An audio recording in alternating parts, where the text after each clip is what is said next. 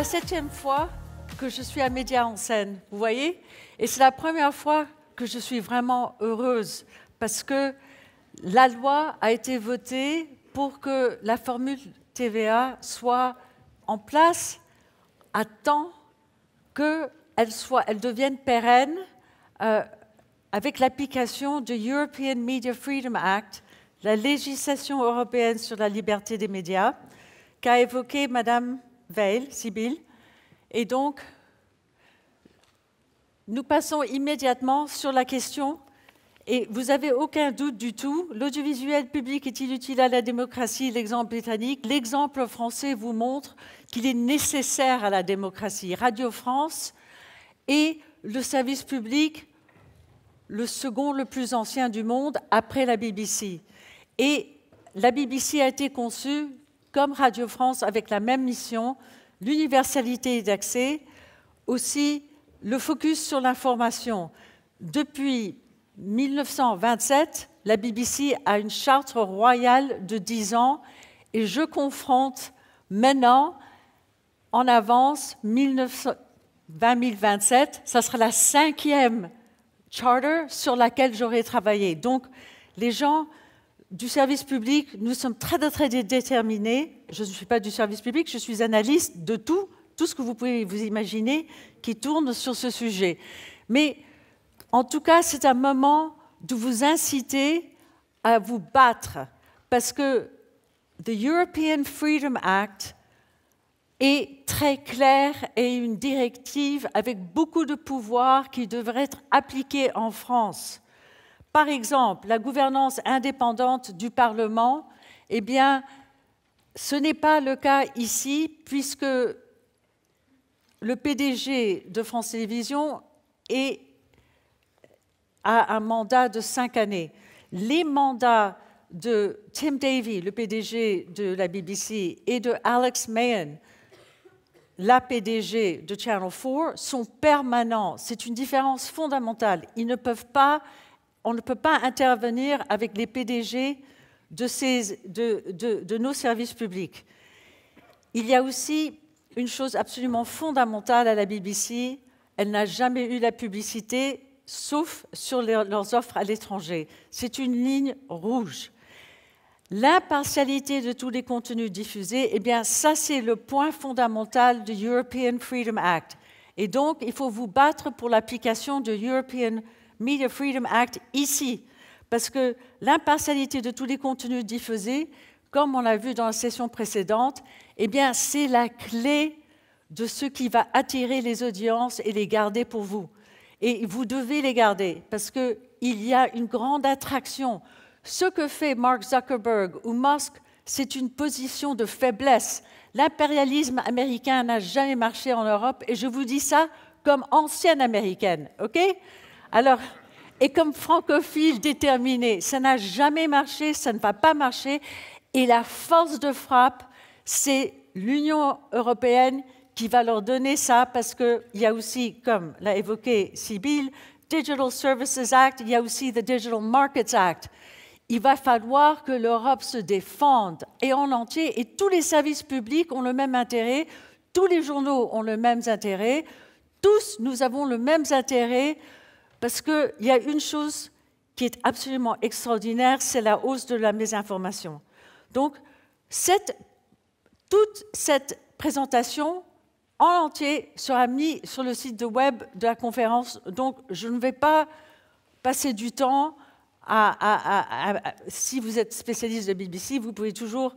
Mais je vais vraiment vous donner simplement une chose absolument extraordinaire, c'est que la BBC n'a pas de limite sur sa capacité d'évoluer parce qu'elle est complètement indépendante. Mais ça vient à un prix que je n'aimerais pas mettre sur le service public français. Et ça, elle est responsable elle-même de son fonds de pension et de son déficit sur son fonds de pension, ce qui est très, très difficile pour elle. Mais cela garantit son indépendance. Et je vais rapidement cliquer. Alors, la redevance ne peut pas baisser. Alors, ça, c'est très important parce que le pire qu'on peut faire, c'est comme Boris Johnson, un de nos multiples premiers ministres des dernières 15 années. Comme vous, c'est une porte tournante. Et voilà. Mais heureusement pour M. Barnier a fait passer cette loi. Et donc, je suis très heureuse parce que, en tout cas, pour cette année, l'épée de Damoclès a été enlevée de la tête du service public, de tous les services publics français. Et en plus, il y a cette application qui va arriver le 1er mai du European Freedom Act. Mais en tout cas, je ne vais pas vous dire comment la BBC a fait, mais elle a eu la liberté parce qu'elle a une mission royale, une mission pour tout le monde de l'information et de l'universalité, de se propager sur toutes les plateformes et d'être innovatrice. Donc, parce qu'elle ne prend aucune pub, les services commerciaux, eh bien, ils se sont battus un peu là-dessus. Mais nous avons un virus beaucoup plus important. Nous avons le virus Murdoch depuis 1984 contre la BBC. Donc, le virus Zuckerberg et Musk, on a vraiment l'habitude. Et j'espère que vous allez prendre l'habitude de vous battre. Mais la BBC a un rôle beaucoup plus proéminent chez nous que le service public pourrait. Elle est complètement fondamentale. Elle existe depuis 1927. Le roi lui-même regarde la BBC. Je vous assure, je n'ai aucune anxiété sur l'éternité de la BBC, puisque le Trésor ne veut pas du tout du fonds de pension et de son déficit de la BBC. Mais en tout cas, vous voyez ici une erreur stratégique qui a été faite pour acheter le silence du secteur commercial. La BBC a pris la décision que le futur était complètement numérique et a complètement baissé son investissement du côté linéaire pour le mettre tout sur BBC Sounds et les podcasts. Bon, c'était une décision qui a acheté le silence et naturellement la hausse de tous les services de radio. Et donc, après 40 années de bruit. Mais ce n'est pas quelque chose que je préconise moi-même pour Radio France, parce que je crois que la situation en France demande que Radio France ait le rôle central du service public et d'accessibilité, parce qu'en plus, il est accessible dans toutes les voitures, etc., dans un site de web absolument formidable. Et voilà, l'expansion. Alors, la portée des 10 sites, vous voyez la BBC, top. Abonnés mondiaux de marques britanniques sur les plateformes, nous avons une offre très riche pour le monde. Ils sont sur toutes les plateformes, ils doivent payer, ok? On ne fait pas ça pour rien, vraiment pas du tout. Nous défendons très bien, et puis Google nous respecte. Je ne dis rien sur Meta. Et vous voyez la confiance dans la BBC, dans ses nouvelles, elle est à 62%, et pour toutes les nouvelles, c'est à 36%, donc le double. La BBC a retenu son autorité et a l'autorité mondiale. Ça, c'est par semaine, portée hebdomadaire. C'est une chose incroyable. Naturellement, le site de Radio France et de France Info ont aussi des portées très importantes. Mais ce que je vous dis, c'est que le service public est le fondement de la démocratie en France comme partout en Europe. Et maintenant, le 1er mai, il faut avoir la confiance et vous battre et faire application du European Media Freedom Act parce que ça va vous approcher de plus près de où nous sommes. Parce que la charte de la BBC lui donnera 10 années de sécurité. Vous avez 1 année de sécurité de financement. Ça, c'est pas bien. Le European Media Freedom Act dit qu'il faut avoir un financement pérenne, une indépendance pérenne. Alors vous avez une opportunité pour vous battre pour l'application de cette directive qui est très, très, très forte et très, très, très bonne. Bonne chance.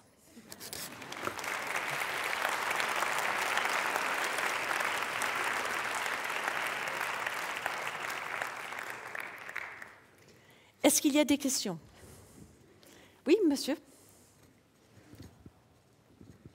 Il y a des questions? Oui. Voilà. Donc déjà, bonjour et merci pour votre intervention. Alors tout à l'heure, on a eu l'intervention de 2 députés donc, qui siègent au sein de notre Parlement, donc Monsieur Ballard et Madame Taillé-Polian. Oui. Ici, la question se pose de supprimer une partie du service public, donc de le privatiser. Moi, j'aimerais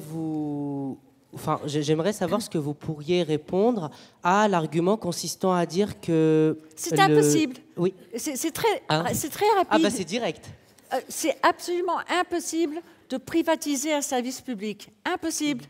Et c'est une idée, mais complètement loufoque. Mais nous avons aussi cette idée loufoque chez nous, parce que Murdoch l'a pondue il y a des années. Il y a des années. Donc nous avons eu...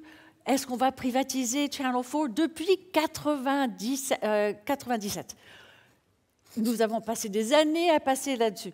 Mais il y a le grand problème le fait que ce service, il ne peut pas être aussi flexible que tout cela. Monsieur Murdoch a préconisé la pub, toute la pub, pour remplacer la redevance sur la BBC, serait fait effondrer tous les services commerciaux. Il n'y a pas un service commercial en France qui veut plus de pub sur les services publics. Donc la privatisation, c'est une connerie totale. Je vous le dis tout de suite.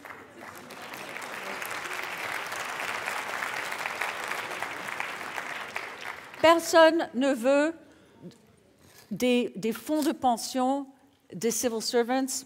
Personne ne voulait ça de Channel 4. Je vous assure que le backlash des indépendants, des producteurs indépendants qui retiennent leurs droits sous Channel 4 contre le gouvernement qui voulait prendre leurs droits, c'était comme cela.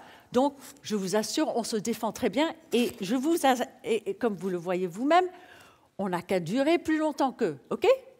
Et ça se passe très, très, très bien dans ma vie depuis 84. 84, la BBC allait disparaître à cause de Murdoch. Elle est toujours là. Et la privatisation de Channel 4, depuis 30 ans, rien. Rien n'arrive. Bien sûr, il faut se battre pour le service public, autrement, ce n'est pas vrai. Il faut se battre et vous allez maintenant vous battre. Vous n'avez pas eu Murdoch, vous n'avez rien eu. Maintenant, vous allez vous battre pour la voix. Et je vous assure, c'est une chose incroyable. C'est une position de faiblesse. Parce que vous avez la langue française et il y a 300 millions de francophones dans le monde. Et il y a beaucoup de gens qui veulent vous écouter. Et votre autorité est renforcée par tout ce que fait Mark Zuckerberg, comme chez nous. Et les gens de WashPo, ils sont tous allés au FT, au Times, aux Échos, j'espère. Mais en tout cas, ils sont partis. Donc c'est une situation de force d'avoir l'autorité du monde. Et d'être ancien, dans 10 années, Radio France aura son centenaire et on y sera tous. Moi, en partie. Moi, j'y serai.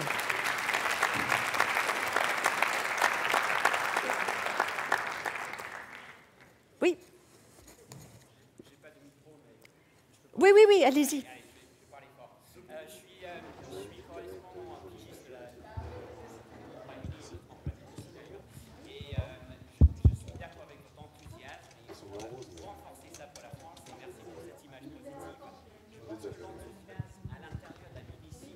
Aussi marqué.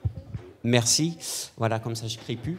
Je pense que l'enthousiasme, des fois, dans les newsrooms et à la rédaction de la BBC n'est pas aussi marqué en ce moment, notamment avec quelques décisions peut-être budgétaires en interne, la fusion de BBC News Channel, BBC World, le reformatage de news, etc. Qu'est-ce que vous en pensez? Est-ce une crise peut-être vue depuis l'intérieur pour vous ou l'image extérieure compte davantage? Pardon, le clicker ne marche plus. Je suis désolée. Je pourrais vous montrer, en tout cas, la raison est fiscale. La BBC, comme vous le savez très bien, est sous une pression immense à cause du gel du license fee pendant quand même 2 années.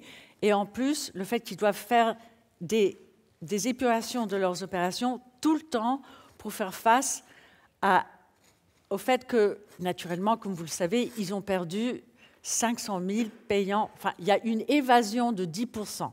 L'avantage de la formule TVA, c'est que, bon, personne ne peut l'évader, alors que je vous assure, il y a 10% d'évasion, et ça pèse beaucoup sur la finance de la BBC, et ils voient que c'est permanent. La BBC n'est pas sans ces problèmes, mais je vous assure d'une chose, il y a quand même énormément de consommation. Quand on prend ça au total, un Reach, elle touche 50% de tous les foyers toutes les semaines au UK. Et sur les plages, j'avais regardé sur le site de web de Mediacent, vous allez voir, sur plus de 50% de la population, c'est quand même la chose la plus consommée de tout. Et pour les foyers pauvres, vous vous imaginez the cost of living crisis que nous vivons. Eh bien, la BBC is a lifeline. Dans la voiture, c'est libre. On peut dire, je ne vais pas payer la redevance. C'est top. Donc, la BBC est confrontée par des problèmes financiers. Et nous disons tout le temps à la BBC, je dis, ne faites pas des confrontations avec l'évasion. Ne faites pas des actions légales contre des gens qui font de l'évasion. Ce sont des femmes qui n'arrivent pas à lire vos lettres. Et puis, voilà. Donc, il faut faire très attention si on est la BBC. Comme vous le savez très bien, puisque vous le savez, le PDG de la BBC, il voulait être ici. Il parle français parfaitement. Si vous choisissez une autre date, il sera chez vous. Je suis venue à sa place.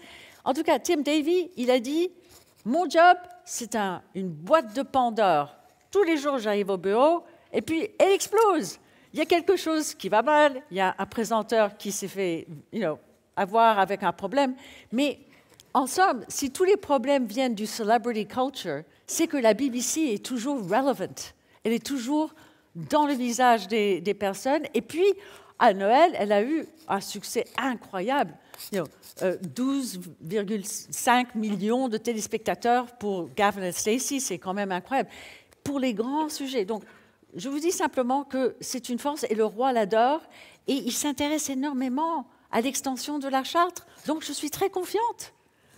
Je vous assure, si on a la confiance du roi, la BBC n'a pas de problème. Vous avez malheureusement raté ça avec votre président. C'est dommage. Et il vous le doit, parce que le coverage des JO était formidable et a remis la France. Et donc, je n'ai aucun problème avec la formule TVA, parce que je suis sûre que tous les téléspectateurs des JO et tous les spectateurs de la réouverture de Notre-Dame, ils vont tous venir en visite et ils vont tous dépenser des fortunes.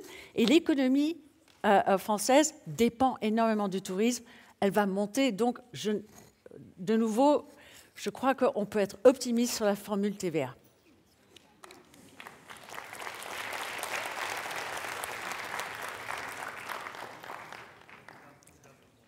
Voilà. Pardon, j'en profite, j'ai le micro. Je suis devant vous. Ah oui.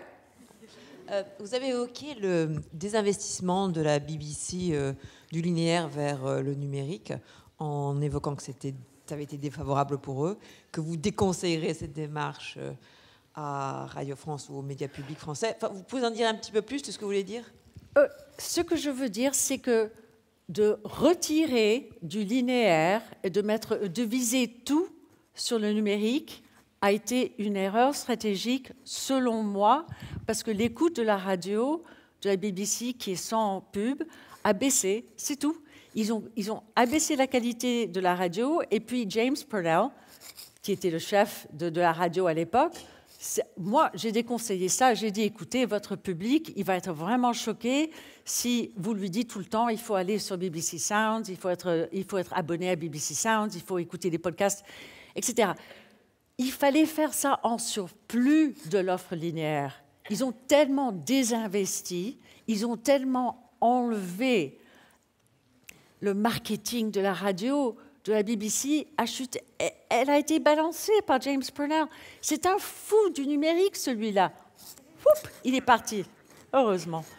Mais c'est trop tard de refaire le trajet qu'avait fait la BBC en tandem avec le commercial, et puis de tout lâcher l'investissement sur le linéaire et de faire aucune promotion de linéaire. On n'a que BBC Sounds et des podcasts. Ça, ce n'est pas logique dans un univers où c'est universel, c'est le numéro un, c'était le numéro un, et puis en plus, c'était vraiment sans pub, et puis sans parlotte ridicule. Enfin, le commercial chez nous, c'est vraiment top, mais c'est très, très, très entertaining. C'est pas tellement l'info. Donc, pour moi, ce qui m'a frappé de ça, naturellement, le site de web. Ils ont tout visé sur le numérique, sur le iPlayer. Donc, il y a une certaine consistance dans cette stratégie. Mais il ne faut pas viser contre le linéaire. Pas du tout. Parce qu'il y a un parc immense d'écouteurs. Un parc immense. Et il n'y a pas tellement de personnes qui se baladent sans une voiture, quand même. Alors, c'était une...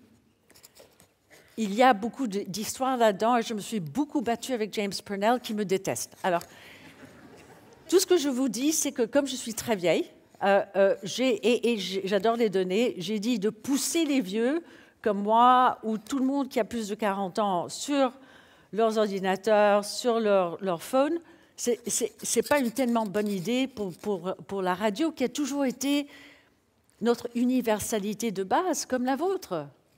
Comme Mme Veil, enfin, comme Sybille l'a dit, toutes les parties de la France sont touchées par la radio. C'est un système universel d'information qu'il faut garder. La BBC a fait une erreur stratégique et je vous la déconseille complètement.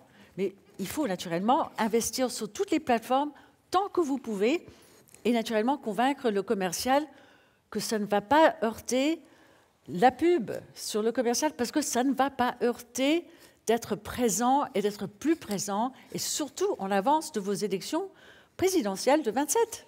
Il faut être de plus en plus présent. Donc je dis à France Télévisions, à France, à Radio France, à tous les services, soyez plus présents sur toutes les plateformes et allez-y. Faites beaucoup de marketing et rassemblez-vous pour avoir les sommes qu'il vous faut de toutes les plateformes, comme vous dites, comme les précédents ont dit, globales, d'échelle, qui s'en foutent complètement de vos langues, qui s'en foutent complètement de la démocratie et qui ne veulent pas du tout, qui n'ont aucune tradition. L'impartialité a été enlevée par M. Murdoch. Ronald Reagan, quand il était président, a voté une loi qui a enlevé l'impartialité de tous les news broadcasts aux États-Unis. Il n'avait plus l'obligation de le faire. Et c'est pour ça que Fox News a été lancé en 1986. J'ai lutté toute ma vie adulte pour qu'il n'y ait pas ce scénario dans mon pays d'adoption, parce que je suis originaire d'Amérique, mais au UK, et j'ai réussi contre M. Murdoch. Et vous allez réussir contre M. Morse, parce que vous avez eu un trésor. Vous avez la langue française, elle est parlée par 300 millions de personnes. Les Américains n'en vont jamais comprendre. Ils croient qu'il y a quelque chose qui s'appelle l'Europe. Je vous assure.